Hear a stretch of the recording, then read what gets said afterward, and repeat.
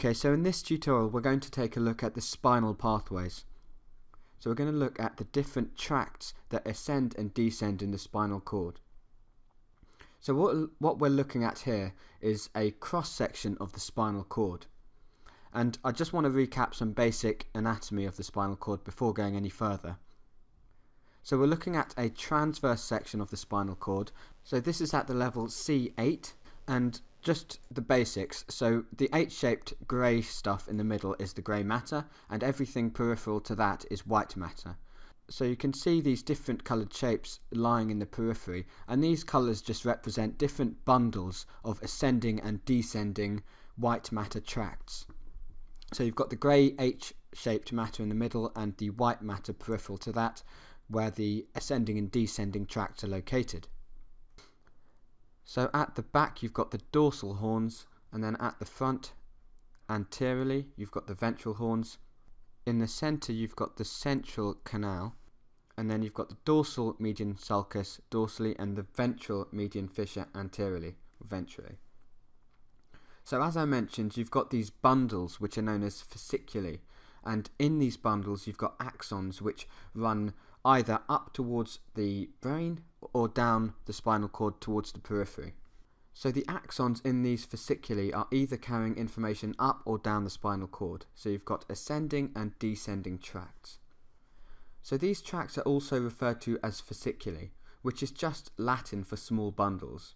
So tracts which have similar function and go to and come from similar places are organised into these small bundles. Ascending tracts carry sensory information from the periphery to the brain, whereas descending tracts carry information from the brain to the periphery. So what kind of information do the ascending tracts carry? Well, if we think about what kind of information is presented peripherally to our senses, we can think about the different modalities of sensation which might be conveyed from the periphery up towards our brain for processing and response.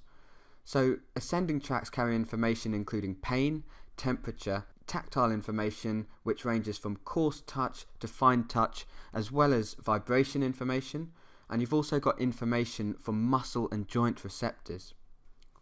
So at this point it's worth mentioning that not all sensory information is consciously interpreted.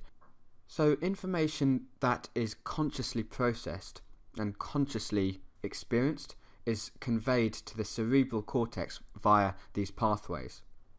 Whereas the other information which isn't consciously processed and never actually reaches the level of our consciousness reaches different areas in the brain. So it doesn't go to the cortex, it goes to other areas like the cerebellum with proprioceptive information, so information from muscle and joint receptors. So why do we make this distinction between pathways that carry consciously processed information and pathways that carry subconsciously processed information? Well, the answer is that the consciously processed pathways have this similar format of 3 neuron sequence. So you have a first order, a second order and a third order neuron. So the first order neuron is known as the primary afferent neuron, and this brings information from the periphery into the spinal cord via the dorsal horn. So this primary afferent first order neuron has its cell bodies contained in the dorsal root ganglion. So what's important to know about the primary afferent neuron, or the first order neuron, is that it remains ipsilateral. So ipsilateral just means on the same side. So ipse in Latin means the self or the same. So ipsilateral just means same side. So the first order neuron terminates either by forming a synapse in the dorsal horn of the grey matter of the spinal cord with the second order neuron, as I'm showing you on the left hand side here. So this second order neuron then crosses over to the other side of the spinal cord and ascends all the way to the thalamus, where it forms its synapse with the third order neuron. So on the right hand side of the screen you can see the other path that the first order neuron takes.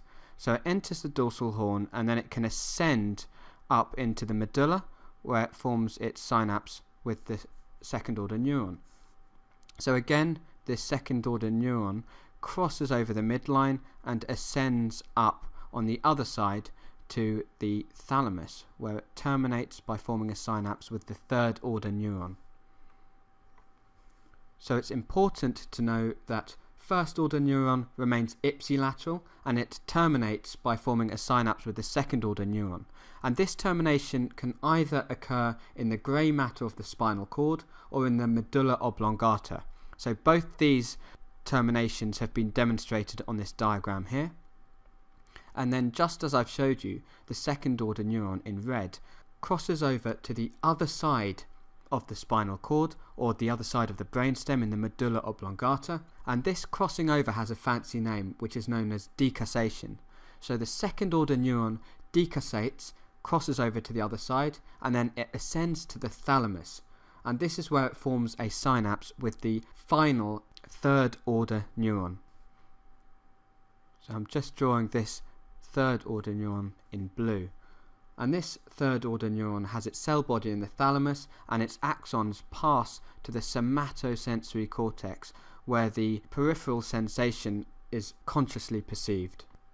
So that's hopefully introduced you to the idea of first, second and third order neurons, and the idea that primary afferent neurons or first order neurons remain ipsilateral. They synapse with second order neurons which decussate and ascend contralaterally. So contralateral means on the other side, and then they terminate in the thalamus with synapses with the third order neuron which projects to the somatosensory cortex for the perception of that peripheral stimulus.